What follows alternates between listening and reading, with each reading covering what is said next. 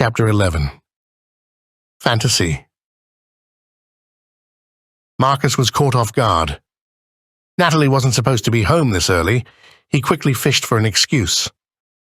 I went out to celebrate with some friends.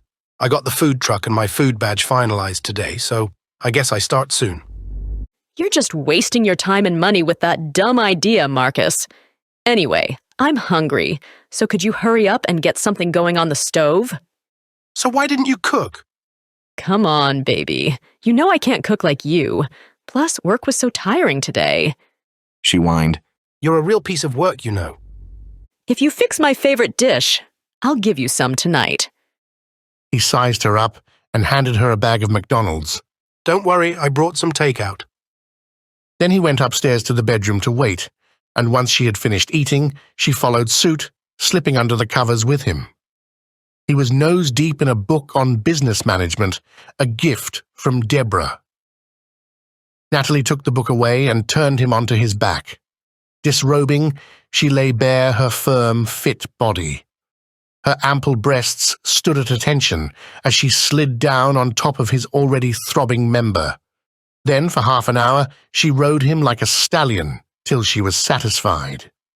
Breathing heavily, she rolled off and fell asleep. Even though he had been satisfied sexually, Marcus felt a strange void. It was an emptiness that had been there for a while, but tonight it felt as if it had grown 3 sizes. He didn't know when, but at some point he drifted off and found himself strapped naked to the bed by his hands and feet. The bed beside him was empty.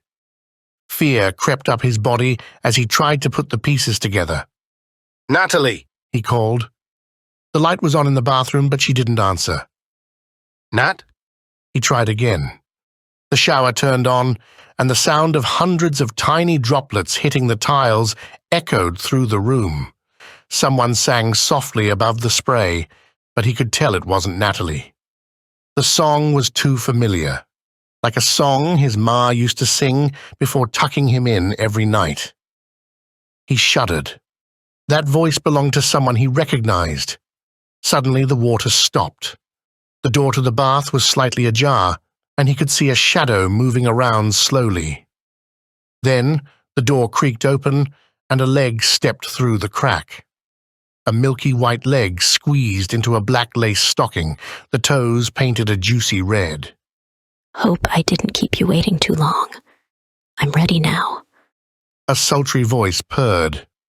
The woman slinked past the door. She wore a leather corset that matched her lace stockings and gripped a horse crop in one hand. Long black hair fell in loose tresses over her shoulders and between her breasts. Debra, Marcus choked. You've been a very naughty boy, Marky. I'm going to have to give you a good spanking. A bolt of electricity roared through Marcus's body and flowed into his loins. He sprang to life like never before.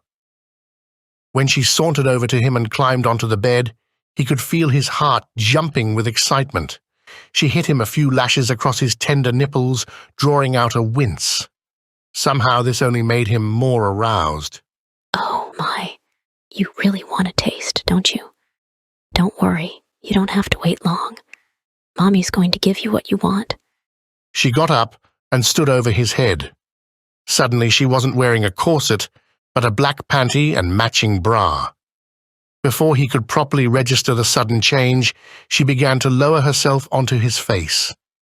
His breath got heavy as he tried desperately to raise his head to meet her ample behind. His face was enveloped by her soft, warm cradle, and immediately he sucked in air and was hit with the most erotic aroma. The excitement proved to be too much, and he bolted upright, sweating through the sheets. A dream. Ripping the blankets off, he assessed his condition. He had never seen his member in such a rage. He almost couldn't believe he'd gotten so revved up. The frustration lingered, and he knew he needed more. One look at Natalie sleeping peacefully told him he had already gotten all he would get from her, for the next month at least.